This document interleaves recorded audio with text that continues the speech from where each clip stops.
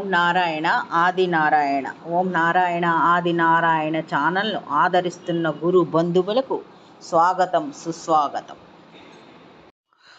ఓం నారాయణ ఆది నారాయణ. ఓం శ్రీ భగవాన్ వెంకయ్య స్వామి. ఆశ్రిత జనరక్షకుడు, దీనజన బాంధవుడు శ్రీ భగవాన్ వెంకయ్య స్వామి వారి పాదపద్మములకు నా ప్రణామములు. సమస్త సగుణ రూప నిర్గుణ రూప గురుదేవుల పాదపద్మములకు నా నమస్సుమాంజలి. ఈనాటి దివ్యానుభవం శీర్షికలో కొంతమంది భక్తుల దివ్యానుభవములు స్మరించుకుందాం. 1996 గొలగమూడిలో ఒక మిలిటరీ స్వామి వారు ఒకరు ఉండేవారు. వారు 6 అడుగుల 2 అంగుళాలు ఎత్తు ఉండేవారు. వారు మిలిటరీలో కర్నల్గా పనిచేశారు. వారికి 4 మగపిల్లలు. అందరూ బాగా సంపాదిస్తూ ఉండేవారు. వారికి భార్య చనిపోయింది. చెన్నైలో వారికి సొంత ఇల్లు కూడా ఉండేది. ఆ సొంత ఇల్లు తాళం చెవి ఒకటి అతని దగ్గర ఒకటి ఉంచుకొని సాధు గారి దగ్గర ఒక తాళం చెవి ఉంచుతూ ఉండేవారు. వీరు చెన్నై వెళ్ళినప్పుడు అక్కడ 1-2 రోజులు ఉండి వస్తూ ఉండేవారు. అతనికి తీవ్రమైన కోరిక ఏంటంటే అతను ఈ జన్మలోనే మోక్షం పొందాలని అతనికి కోరిక. అందుకని వారి కొడుకులకి బంధువులకి దగ్గర రాకుండా చూసుకుంటూ ఉండేవారు. ఏ జన్మ రుణానుబంధమో ఉంది వీరికి. దాంతో శ్రీ భగవాన్ వెంకయ్య స్వామి వారిని చూడమని ఎవరో సలహా ఇచ్చారు. భగవాన్ వెంకయ్య స్వామి వారి దగ్గరికి వెళ్ళమని. దాంతో వీరు గొలగమూడి వచ్చారు. భగవాన్ వెంకయ్య స్వామి వారి సమాధి తొలి దర్శనంలోనే వీరిని ఎలాగ అనుగ్రహించారో తెలియదు, కానీ ఆనాటి నుంచి వీరు గొలగమూడిలోనే ఉండిపోయారనమాట.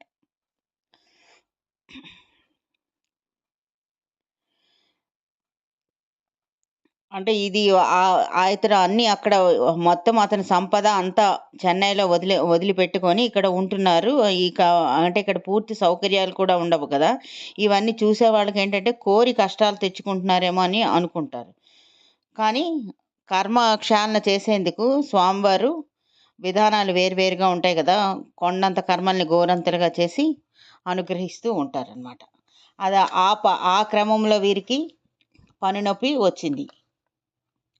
ఆ పన్ను నొప్పి వస్తే పన్ను తీయించుకున్నారు, నొప్పి పోలేదు. మళ్ళీ తర్వాత ఈ రూట్ కెనాల్ ట్రీట్మెంట్ కూడా చేయించుకున్నారు. అయినప్పటికీ కూడా ఆ పన్ను నొప్పి వారికి తగ్గలేదు. ఈ నొప్పి పోగొట్టుకోవడానికి వీరు దర్గా స్వామి నీలకంఠరావుపేట కడప జిల్లా కూడా వెళ్ళారనమాట. దర్గా స్వామి వారి దగ్గర కూడా అక్కడ పంటి నొప్పులు తగ్గిస్తారని వీరిని రాత్రి అక్కడ దర్గాల దగ్గర నిద్ర చేయమని తెల్లవారు చెప్తామని చెప్పారు దర్గా స్వామి. అక్కడ తెల్లవారిన తర్వాత ఇలా అన్నారు వీరితో, అయ్యా నీకేమి చేయాలన్నా శ్రీ స్వామివారు భగవాన్ వెంకయ్య స్వామివారు అంగీకరించడం లేదు, నీవు ఇక్కడి నుంచి వెళ్ళిపో అని వీరికి చెప్పారు. అంటే వీరు భగవాన్ వెంకయ్య స్వామి వారిని కోరింది జన్మరాహిత్యం కదా. అందుకని వీరి ప్రారంధాన్ని తగ్గించడానికి వారికి వచ్చిన శారీరక బాధలను కూడా తగ్గించలేదు స్వామివారు. ఇదే విషయాన్ని శ్రీ పసల సుబ్బరామయ్య గారు వారికి వివరించారనమాట. మీరు జన్మరాహిత్యం కదా కోరారు, అది అనుగ్రహించడం కోసం ఈ ప్రారంధాన్ని మీకు అనుభవింపచేస్తున్నారు, మీరు అనుభవించాలి అని వారికి వివరించారు స్పెషల్ సుబ్రహ్మణ్య సార్. వీరు భాగవతము ఇంగ్లీష్లో ఉన్నది నా బుక్స్ తెచ్చుకొని అలా నిత్యం అలా పారాయణ చేస్తూ ఉండేవారు అనమాట. అలా ఆకాశం వైపు చూస్తూ అలా రెప్ప ఆర్పకుండా అలా చూస్తూ ఉండిపోయేవారు. వీరికి వంట చేసే ఒక ఆవిడ ఉండేది. ఆవిడికి చెప్పారనమాట, నీకు కావలసినంత తిను, తర్వాత నాకు కాస్త పెట్టు, ఎక్కువ శ్రమ పడొద్దని ఆవిడికి చెప్పారు. ఆవిడ వంట చేసి పెడుతూ ఉండేది.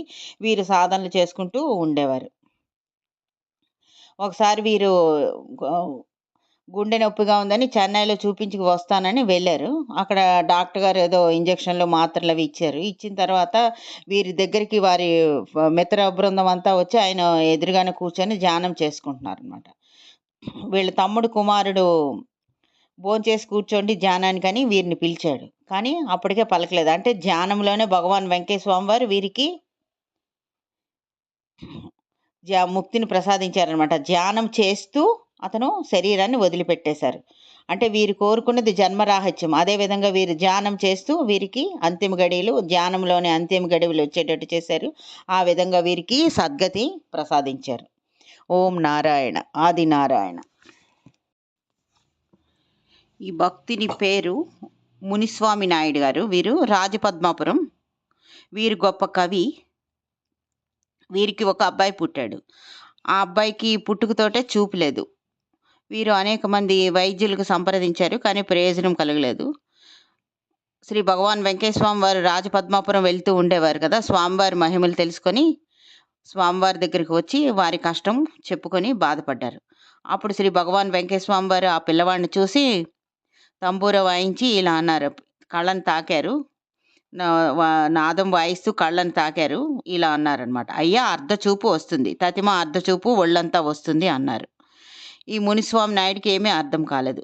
స్వామివారు చెప్పినట్టుగానే కొద్ది రోజుల్లో ఆ పిల్లవాడికి చూపు వచ్చింది. అందరూ ఆశ్చర్యపోయారండి. స్వామివారి మహిమ అందరికీ అర్థమైంది.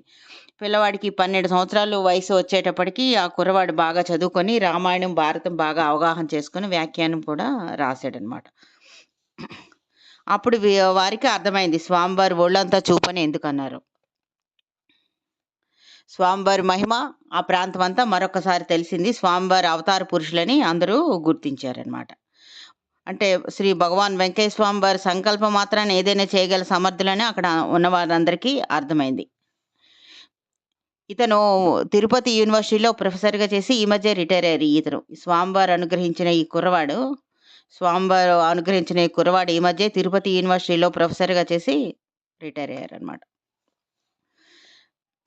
ఇంకొక లీల తిరువాలంగేడులోని రామయ్య, లక్ష్మయ్య అనే ఇద్దరు పురోహితులు ఉండేవారు.